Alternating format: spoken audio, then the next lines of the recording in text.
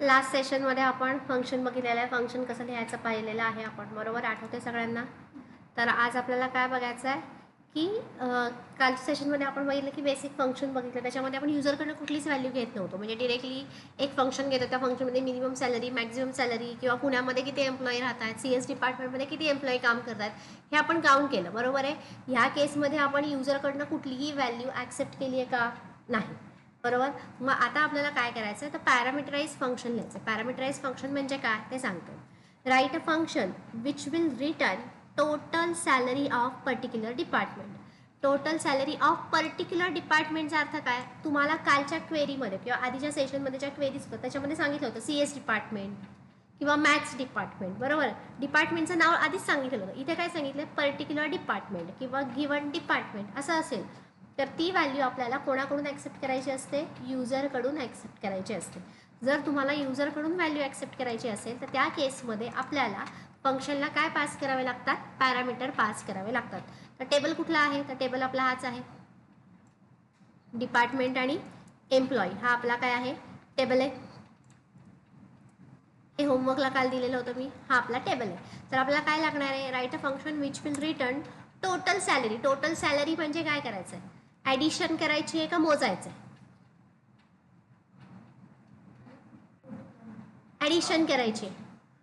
Number of employee विचारलं असतं किंवा नंबर ऑफ विचारलं असतं तर आपण काउंट केलं. तर टोटल सॅलरी, टोटल सॅलरी म्हणजे तुम्हाला इथे काय करायची, इथे ॲडिशन करायचे, समजलाय.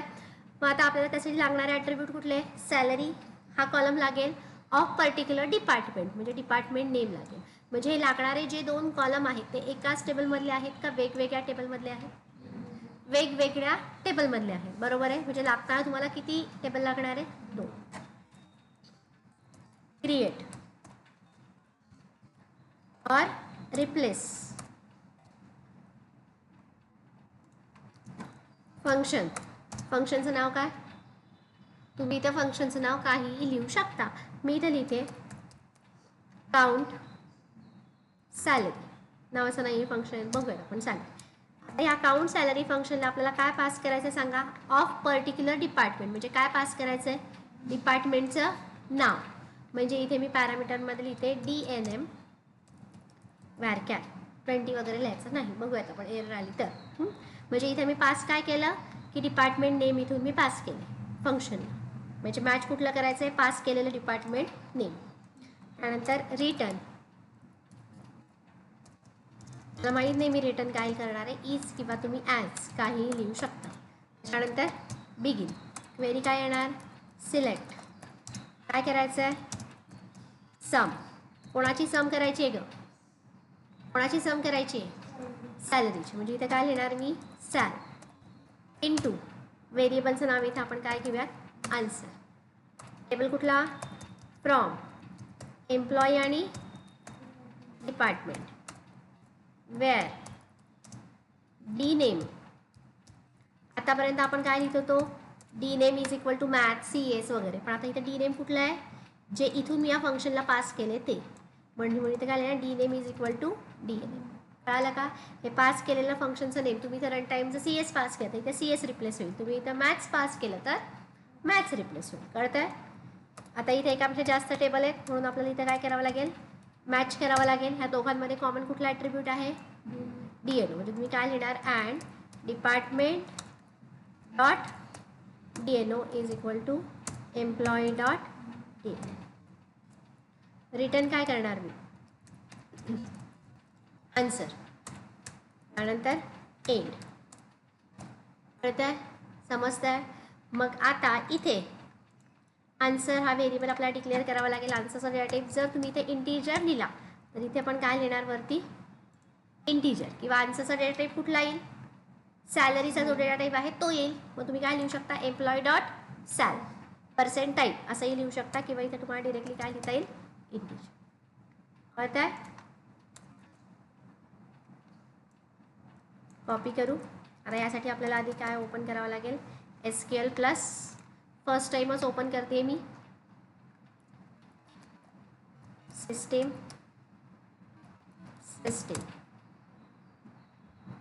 पासवर्ड टाकला, त्याच्यानंतर सिलेक्ट स्टार फ्रॉम एम्प्लॉई आधी आपण करू, म्हणजे आधीचे रेकॉर्ड इन्सर्ट केलेले आहेत का? आहेत अरे वा. आणि त्यानंतर कुठला टेबल आहे आपला? पण किती आहे रेकॉर्ड आहेत? सगळे आहेत ना? आहेत सगळे. आणि सिलेक्ट स्टार फ्रॉम डिपार्टमेंट आहेत, 2 डिपार्टमेंट पण आहेत, बरोबर आहे. आता त्याच्यानंतर कुठली क्वेरी फायर करायची? Server output on set spelling.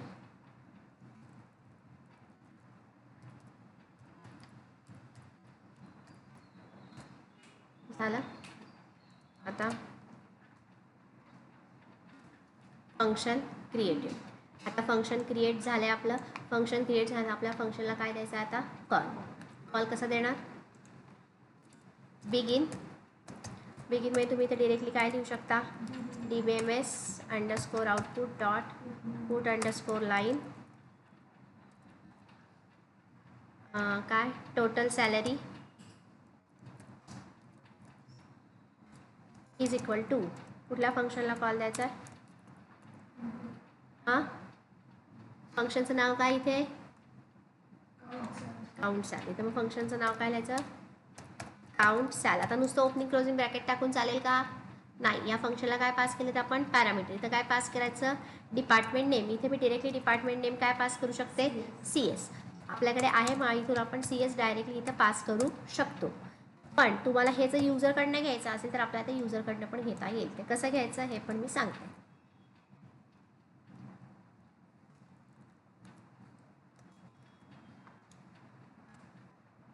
Total salary आली CS डिपार्टमेंटच्या सगळ्या सॅलरीची ॲडिशन आली, कळतं आहे.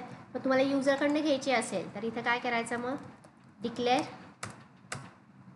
डी नेम किंवा NM या टाईप काय घेऊ शकता तुम्ही इथं? व्हॅरकॅर 2030 जो घ्यायचा तर तुम्ही इथं व्हॅरकॅर घ्या. इज इक्वल टू काय लिहायचं? $NM. आणि इथं पास काय करायचं? मग व्हेरिएबलचं नाव काय? NM. कळालं? म्हणजे ही यानं काय होईल? युजरकडनं तुमची सॅलरी ॲक्सेप्ट होईल.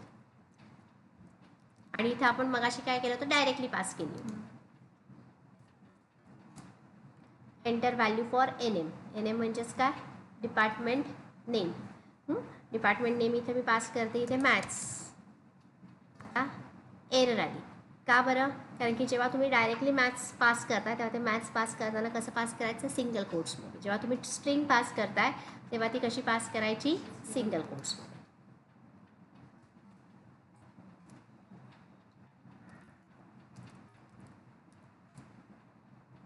एक मिनिट.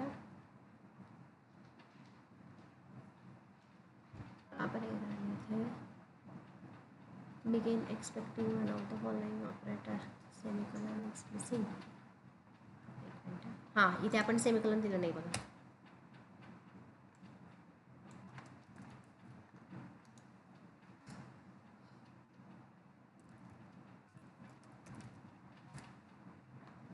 आलं का? समजलंय? कळालंय? आता अशीच दुसरं फंक्शन आपल्याला बघायचं. कळालं हे फंक्शन व्यवस्थित? दुसरं function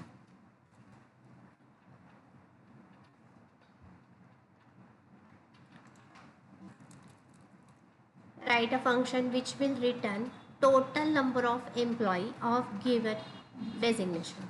total number of employee of given designation हा आपला टेबल आहे. मग या टेबलमधले आपल्याला आता मला आधी सांगा कुठले कुठले कॉलम्स लागणार आहेत?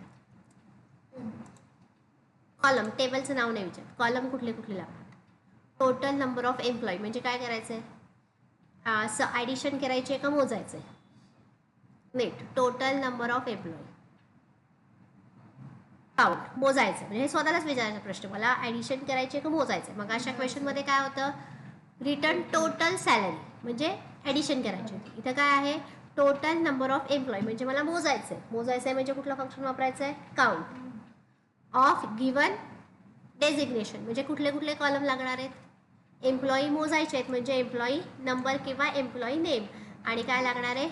डेझिग्नेशन. किती कॉलम लागणार आहेत? 2. म्हणजे 2 जे लागणारे कॉलम आहेत हा आणि हा ते एकाच टेबलमध्ये आहेत का वेगवेगळ्या? एकाच टेबलमध्ये, म्हणजे एकच टेबल लागेल. बरोबर. मग आता परत इथे आपल्याला क्वेरी लिहिताना कशी लिहिणार आपण? Create or replace function. फंक्शनचं नाव तुम्ही काही लिहू शकता. फंक्शन 1 काही लिहा नाव चालतं. आता फंक्शनला पॅरामीटर काय पास करायचं आहे? Given designation, name, data type varchar 2030, म्हणजे जे आपण पास करतो डेसिग्नेशन त्याचा डेटा टाईप. त्यानंतर रिटर्न ॲज इज काही लिहा. त्यानंतर बिगिन क्वेरी काय येणार सांगा? Select write a function which will return total number of employee. Select count, कोणाला मोजायचं आहे? एम्प्लॉईला. मग इथे EMP लिहू का टेबलचं नाव? नाही, कॉलमचं नाव ENAME किंवा ENO काहीही लिहा. हे आलेलं आन्सर एका व्हेरिएबलमध्ये स्टोअर करायचं आहे. आन्सर फ्रॉम कुठला टेबल? एम्प्लॉय. कंडिशन आहे का? आहे. Where designation is equal to कुठलं? पॅरामीटरनी पास केलेलं NAME. Return answer end. बरोबर. आता इथे व्हेरिएबल आपल्याला डिक्लेअर करावा लागेल कुठला? Answer integer. त्याच्यानंतर सेमीकॉलन इथे कळालं? हे फंक्शन लिहू करायचं ना, प्रत्येक फंक्शनला कॉल करायचं.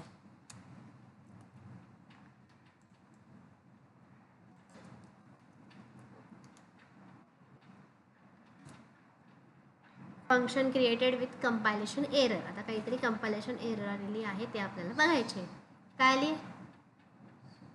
आता शो एरर म्हणते मी. काय आलंय? fun1 encounter the symbol. कुठल्या लाईनला आली आहे?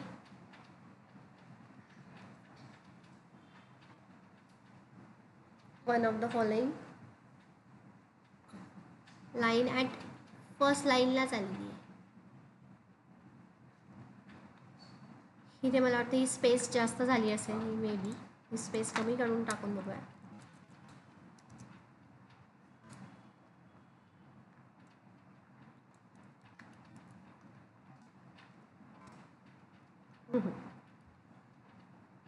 Count employee where designation is equal to NAME. बरोबर लिहिले. इथे इक्वल टूच येणार आहे. मग ती एरर नाही, ते असाइन करण्यासाठी. हे आपल्याला कंपॅरिझन करायचं आहे ना. कंपॅरिझनसाठी काय असतं? चेकिंगसाठी सेम आहे की नाही इक्वल टूच असतं.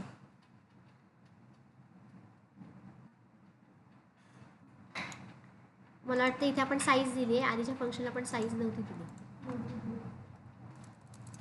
बघा. ही साईज दिल्यामुळे जेव्हा तुम्ही फंक्शनला पॅरामीटर पास करता तेव्हा त्याची साईज द्यायची नाही.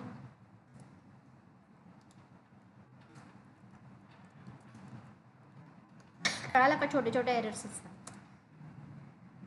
फंक्शन क्रिएटेड कॉल कसा द्यायचा? बिगिन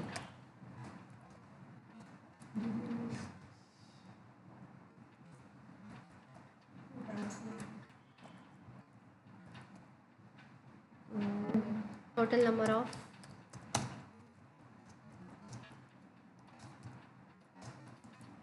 कुठल्या फंक्शनला कॉल द्यायचं? फंक्शनचं नाव काय ग?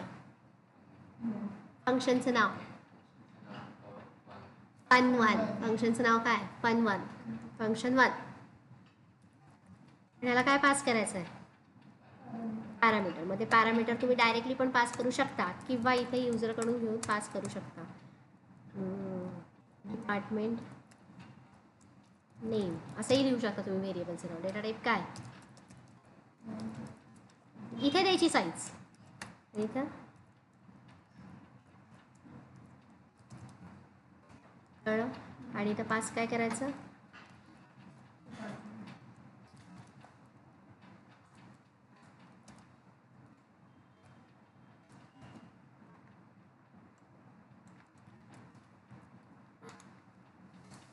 Enter value for department name इथं मला डायरेक्टली पास करायचं आहे. डिपार्टमेंट नेम नाही, मेसेज चुकीचा आहे. इथे आपल्याला युजरकडनं काय घ्यायचं आहे बरं, नीट डेझिग्नेशन. तर आता मी डेझिग्नेशन पास करते मॅनेजर. जर मी चुकून डिपार्टमेंट नाव पास केलं CS तर आउटपुटच येणार नाही, 0. CS हे असं माझ्याकडे हे आहे का, CS असं माझ्याकडे डेझिग्नेशन आहे का, नाही. म्हणजे इथं मेसेज पण आपण काय करूयात, डेझिग्नेशन नेम.